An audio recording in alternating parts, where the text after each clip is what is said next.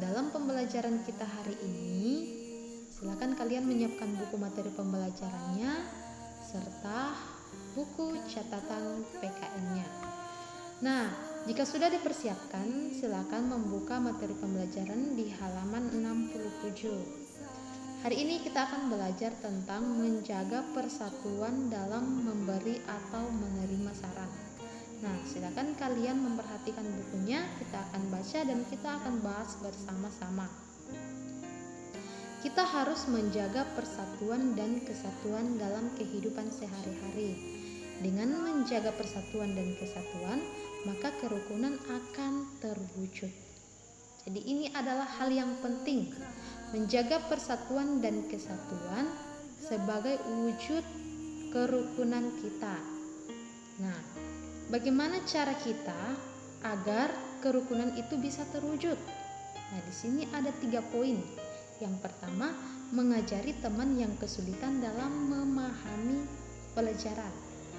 Oke, kalian tahu bahwa tidak semua orang memiliki kemampuan memahami yang sama. Ada kemampuan memahami yang cepat dan ada kemampuan memahami yang lambat. Jadi di sini kalian harus peduli bekerja sama dengan cara mengajari teman kita yang kesulitan dalam memahami pelajaran. Oke, yang kedua, bekerja sama mengumpulkan uang dan pakaian layak pakai untuk membantu teman yang tertimpa musibah. Jadi ini biasanya dilakukan oleh orang-orang sekitar kita. Jadi ketika kita mendapati teman kita yang kena musibah, misalnya kebakaran, kita harus memberikan pakaian yang layak bagi mereka. Kita juga harus membantu dengan materi seperti mengumpulkan uang untuk dibeli untuk kebutuhan mereka. Yang ketiga, memberikan saran kepada teman dan juga mau menerima saran dari teman. Jadi kita harus memberikan saran kepada teman kita. Jika kita memberikan saran yang baik, pastinya teman kita juga akan menerimanya dengan baik. Nah, jangan hanya kita yang mau memberi saran, tetapi kita juga harus menerima saran dari teman-teman kita. Nah, bukti kalau mereka masih sayang sama kita atau peduli dengan kita, nah mereka masih memberikan saran bagi kita demi kebaikan diri kita. Oke, lanjut. Di sini dikatakan menyayangi teman dapat dilakukan dengan menghargai teman. Jadi di sini yang penting adalah menghargai. Misalnya dalam kegiatan berdiskusi, kita harus menerima pendapat-pendapat teman kita. Kita juga harus memberikan pendapat kita kepada teman kita. Ada cara yang dilakukan saat memberi atau menerima saran. Nah, yang pertama di sini, saat teman melakukan kesalahan, ingatkan dan berikan saran dengan santun. Jadi kita harus memberikan saran dengan baik, dengan pengungkapan kata-kata yang baik, bersikap sopan santun. Yang kedua, saat kita diingatkan karena melakukan kesalahan, ucapkan terima kasih dan perbaiki kesalahan tersebut.